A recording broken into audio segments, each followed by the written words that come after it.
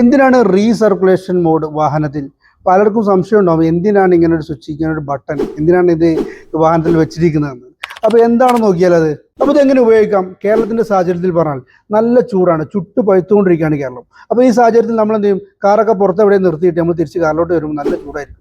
അപ്പോൾ നമ്മൾ റീഫ്രഷ്മെൻറ്റിന് വേണ്ടി നമ്മൾ എന്ത് ചെയ്യും? നമ്മുടെ 4 ഗ്ലാസ്സൊക്കെ താത് മാക്സിമം AC-യിലൊക്കെ ഇട്ട് ക്ലൈമറ്റൊക്കെ സെറ്റ് ചെയ്ത് തിരിച്ച് ഈ ഗ്ലാസ് കയറ്റി അതിനുശേഷം നമ്മൾ തീർച്ചയായിട്ടും ഈ മോഡ് ഓൺ ചെയ്യുക.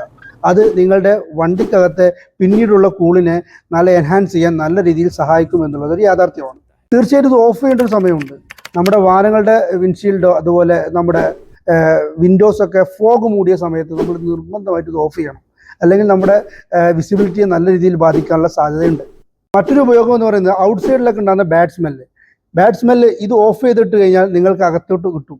എന്നാൽ ഇത് ഓൺ ചെയ്തിട്ട് കഴിഞ്ഞാൽ അത്തരത്തിലൊരു സ്മെല്ലും നിങ്ങളുടെ വാഹനത്തിനകത്തേക്ക് വരാൻ സാധ്യതയില്ല എന്നുള്ളതാണ്.